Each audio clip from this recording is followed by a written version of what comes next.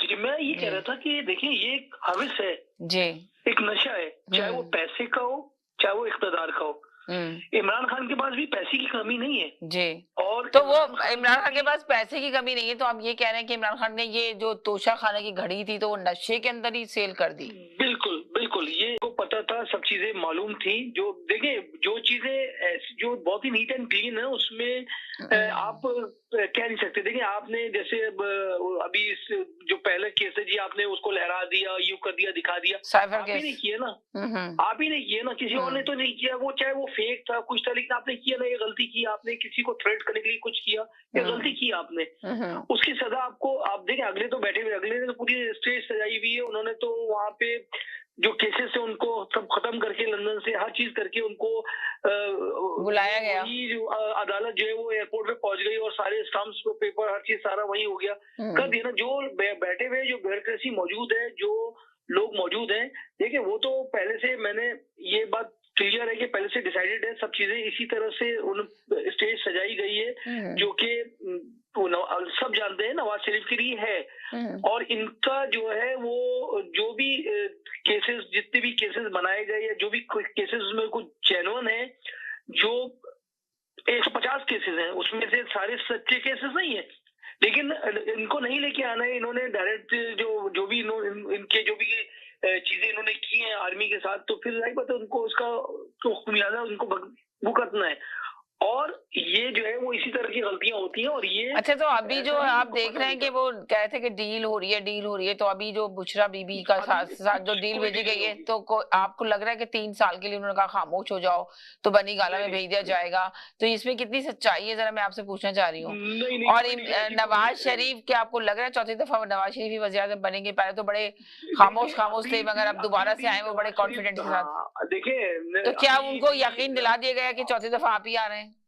नहीं, प्रॉब्लम ये कि नवाज शरीफ की अपनी थोड़ी सी गलतियां हैं। उनकी जो स्लिप ऑफ टंग है ना, जो अभी उन्होंने 2-3 स्टेटमेंट दिए थे 15 दिन पहले और 1-1.5 महीने पहले की, जी वो आप तो उन्हें पता तो होना चाहिए कि ऐसा कैसे एक प्रेसिडेंट को निकाल दिया, एक छोटे से केस के अकामा के केस पे निकाल दिया, ये कर दिया। और उस रूट काज के ऊपर जाना चाहिए। तो रूट काज कौन है?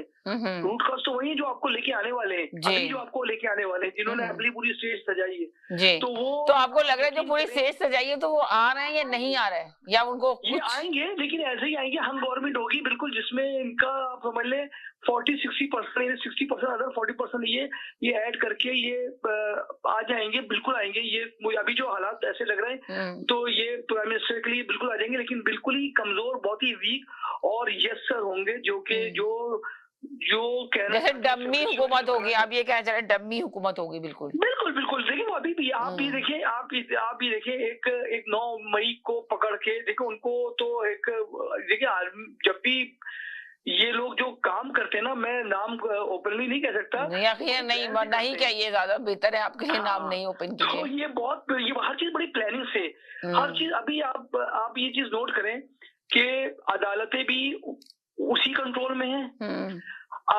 मीडिया को भी उसी कंट्रोल में लेके आ रहे हैं, आ गए मतलब। और आवाम को भी देखिए, आवाम का प्रॉब्लम ये है कि अभी अच्छा, अब लोगों में एक नई है, लोग ये अब सोच है कराची के लिए, इंटीरियर के लिए, कि यार ऐसा है कि अगर हम अपना वोट जाया नहीं करते, हम आजाद को देते हैं, बड़ी कंफ्यूजन है कि हम आजाद को दें, तो लो हम जमात इस्लामी को दे देते हैं। तो इस तरह से ये कि कम से कम इख्तिदार जो है वो डायरेक्टली फिर जो है वो नवाज शरीफ या MQM के जरिए नवाज शरीफ इस तरह से कंट्रोल नहीं हो पाएगा सिंध में, तो हम जमात इस्लामी को जो है वो सपोर्ट करते हैं। जी। तो चीजें जो है बहुत थोड़ी सी बड़ी वेग है, भी इतनी ज्यादा ओपन क्लियर नहीं है। लेकिन ये बात कंफर्म है कि नवाज शरीफ के लिए तमाम स्टेज जो सजाई है, इतना जो पैसा खर्च किया है, इतना पैसा जो खर्च हो रहा है, वो डेफिनेटली आएंगे। और लेकिन वो यही है कि हम गवर्नमेंट होगी, और ये 1 साल से बहुत हार्डली 1 साल 1.25 साल ये चल जाए तो बहुत मुश्किल है।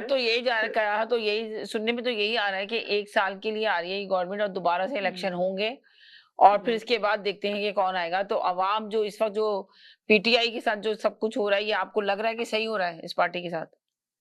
नहीं, देखिए बात ये कि सही गलत के फैसला, जैसे आप देखें ना कि इंटर पार्टी इलेक्शन भी नहीं करवाए गए इमरान खान के ऊपर जल्द से जल्द और सजाओं का मौसम। और कितनी पार्टियों के इंटर पार्टी इलेक्शन हुए थे अभी बताइए।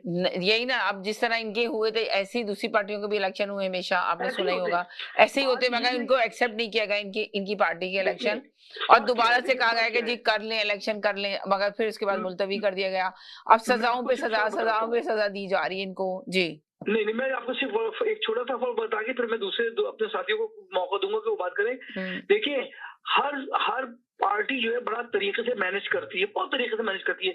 चाहे वो मुस्लिम लीग नून हो, चाहे वो एमक्यूएम हो, चाहे आपको आपको पता है कि एमक्यूएम जब जिस ज़माने में देखिए मैं बहुत ही न्यूट्रल सा हूँ, लेकिन जिस ज़माने में एमक्यूएम को वोट पड़े थे तो जो बेचारे मर भी गए थे उनके भी वोट थे, वो 1,40,000 वोटों से जीते, उसमें वो लोग भी जी, जिनकी वो भी, इंतकाल हुए हाँ जी, 20 साल हो गए थे। 20 साल हो गए ठीक थे, है? उनके वोट भी डल गए थे जी। लेकिन बड़े तरीके से मैनेज किया, हर चीज़ को बहुत बड़ी प्लानिंग और तरीके से मैनेज किया हुआ था। नंबर 2 कि पीपल्स पार्टी ने पीपीपी बनाई थी पार्लियामेंटेरियन, तो उन्होंने भी पूरा एक प्लानिंग से हर चीज जो है वो तमाम अपने जो लोगों को बैठाना था, जो भी चीजें लोगों को करनी थी उनको उसी तरह से मैनेज करके और एटलीस्ट डॉक्यूमेंटेशन पूरी की थी। बात ये है कि इनका प्रॉब्लम ये है कि इन्होंने जब अपनी असेंबली में जब पहले भी आए थे तो उन्होंने इतने पकड़ दकड़ की ये विकेट गिर गई, असद उमर की विकेट गिर गई, उसकी विकेट गिर गई, सारे पकड़ दकड़ के लेके आ गए। तो देखिए जो पार्टी के जो लॉयल लोग थे वो तो नहीं थे ना पीपल्स पार्टी में या नवाज लीग में। कम अज कम ये बात है जो उनके शुरू के जो लोग हैं वो एटलीस्ट साथ है किसी हद तक। अब वो जो थोड़े बहुत जिनको अभी जो अलग हो गए हैं, जिनके बारे में बड़ी बातें हो रही हैं, मैं उनकी बात नहीं कर रहा, लेकिन इन जनरल अगर आप देखें मेजोरिटी केसेस में जो है उनके वही लोग मौजूद हैं जो उनके पक्के मौजूद है, जो उनके साथ काम करते हुए शुरू से आए हैं, साथ है। इमरान खान के साथ ऐसी कोई कंडीशन नहीं रही है ना, इमरान खान के साथ तो सारे गद्दार, सब धोखेबाज, फ्रॉड इनके साथ शामिल हुए। पार्टी से पकड़े फिरदौस फिरदौस अशरफ को ले लिया, जो बस क्या मतलब आप शेख रशीद को देख लेना, शेख रशीद को इमरान खान का। तो मगर आपको क्या लगता है कि जैसे शेख रशीद को तो इमरान खान का था मैं अपना चपरासी ने बनाऊं, फिर उनको ओहदा दिया गया, पर आपको नहीं लगता कि इमरान खान जिस वक्त थे तो उनको खुद दिए गई ये चीजें कि भाई आप इनको रखें, इनको सिलेक्ट करें, तो वो मजबूर थे, वो कुछ कर नहीं सके, उन्होंने बस कर लिया। उन्होंने सोचा शायद मैं इनके कहने पे चलूंगा, जब तक चलते रहे तो सही रहे। जैसे ही उन्होंने उनके खिलाफ आके बात करना शुरू की तो उन्होंने बता दिया कि भाई देखो हम कितने पावरफुल हैं, देखिए वो तुम चक्कर क्या कुछ था, नहीं कर सकते। छोटी सी एक लाइन में आपको बताता हूँ। चक्कर ये था कि वो लाए गए थे बैसाखियों पे, लेकिन फिर उनको ये लगा कि ये तो बहुत पावर आवाम की जो है वो मेरे साथ आ गई, तो उन्होंने उस बैसाखियों को छोड़ दिया। जब उन्होंने बैसाखी को छोड़ा तो फिर जिन्होंने बैसाखी देने वाले ना उन्होंने कहा आप ऐसे नहीं दे सकते, और ये आपको पता होना चाहिए एमक्यूएम का हाल। जब तक एमक्यूएम को भी कौन देखे, एमक्यूएम को भी यही आदमी लेके देने वाले थे। ऐसा मैं इतना कोई स्वीपिंग स्टेटमेंट नहीं दे रहा, लेकिन एमक्यूएम को भी कैसे बनाया था, इसीलिए बनाया था ना उस वक्त के पीपल्स पार्टी के अगेंस्ट में, क्योंकि पीपल्स पार्टी इतनी स्ट्रांगली कम बैक करी थी, तो वो नहीं चाहते थे कि पूरे पाकिस्तान में जो है वो पीपल्स पार्टी आ जाए और फिर हम इनको तोड़ ही ना सकें। आर्मी चली गई लेकिन उनके रूट्स मौजूद थे। एमक्यूएम को एस्टेब्लिश किया, लेकिन जब एमक्यूएम ने उन्हीं को आखिर दिखाई, आर्मी को क्या किया, 92 में हकीकी को लेके आ गए, उन्हीं में से लेके आए ना जी, और उसको तोड़ दिया, वो आज तक टूटे हुए। तो कहने का मतलब ये है कि वो असेंबली में बैठ के मुल्क को गद्दार कहने वाले असेंबली में बैठ के गद्दार कह रहे हैं, और उनके खिलाफ जो है वो पाजा खान जैसे बंदे और जिस तरह की उनकी बातें, और अगर अल्ताफ हुसैन ने पाकिस्तान के अगेंस्ट में नारा लगाया क्या हाल किया। बात ये कि वो भी एस्टेब्लिशमेंट लेके आई थी, वो भी आर्मी लेके आई थी, इनको भी आर्मी लेके आई थी। जब उन्होंने भी ये किया तो उनकी भी बैसाखियां, तो जब उन्होंने अपने हाथ से छोड़ी तो उनको तोड़ने की पूरी कोशिश की, तोड़ दिया तकरीबन, और यही हाल इनका भी है। और आप ये देखें कि उससे कम बदतर हाल नहीं होगा, और उनको 92 से लेके आज 2024 है। तो आपको लग रहा है कि इमरान खान का हाल अल्ताफ हुसैन जैसा होगा? बिल्कुल बिल्कुल नहीं, उससे कम भी नहीं होगा, ये बताऊं आपको। नहीं, मगर इनके साथ कुछ कहानी दूसरी है, शायद अगर वो सही हो तो फिर आके मेंशन करेंगे, अभी मीडिया पे मेंशन नहीं कर सकते, मगर इनकी कहानी थोड़ी डिफरेंट है। अभी पता नहीं आया सही है बात या गलत है। आपको पता है पाकिस्तान में मुस्तकिल एक दिन क्या, दूसरे दिन क्या, तीसरे दिन क्या, तो इस वजह से कुछ भी बात इस तरह आके मेंशन नहीं की जा सकती अगर जब तक सारे प्रूफ और सबूत ना मिल जाए हर चीज के। लेकिन मैं आपको ये बताऊं कि कहानी उससे मुख्तलिफ नहीं है, ये बता दूं। अच्छा, ये आईजीआई का भी आपको पता है, आईजीआई भी आपको पता है जी। ये सब चीजें जो है, ये देखें कौन कंट्रोल कौन कर रहा है, कंट्रोल देखें ऐसा नहीं हो सकता कि जो एक सिर्फ सीट लेने वाला बंदा हो वो बाकी स्वीप कर जाए। ये सब एक तरीके से आए थे और एक ही तरीके से उनको चले गए। मैं तो मतलब अभी तक की जो मैं समझता हूँ, जो मुझे नजर आ रहा है वो यही है कि हम गवर्नमेंट आएगी और कंट्रोल जिसके पास पहले था उसी के आपकी ये वाली बात बिल्कुल 100% सही है जो आप अभी बात कर रहे हैं। यही सुनने में आ रहा है कि वही हम गवर्नमेंट आएगी और वो भी 1 साल के लिए होगी, डमी गवर्नमेंट होगी और वही आएगी, वो सिर्फ 1 साल के लिए रहेगी। 1 साल के बाद ये गवर्नमेंट चली जाएगी। मगर आगे की जो कहानी स्टोरी है जो सुनने में आ रही है, अब पता नहीं आया वो सही होगी या नहीं होगी, इस वजह से मेंशन नहीं कर सकते। देखते हैं आगे क्या होगा। अभी तो देखिए सियासत में जो चल रहा है वो सबको सामने ही नजर ही आ रहा है, क्या हो रहा है क्या नहीं हो रहा। अब डील की ऑफर दी गई है नहीं दी गई है, जो आप कह रहे हैं कि नहीं ऐसी कोई डील की ऑफर नहीं दी गई, ऐसी कुछ नहीं है। अभी आप ये भी देखेंगे कि आजाद उम्मीदवार नहीं आएंगे।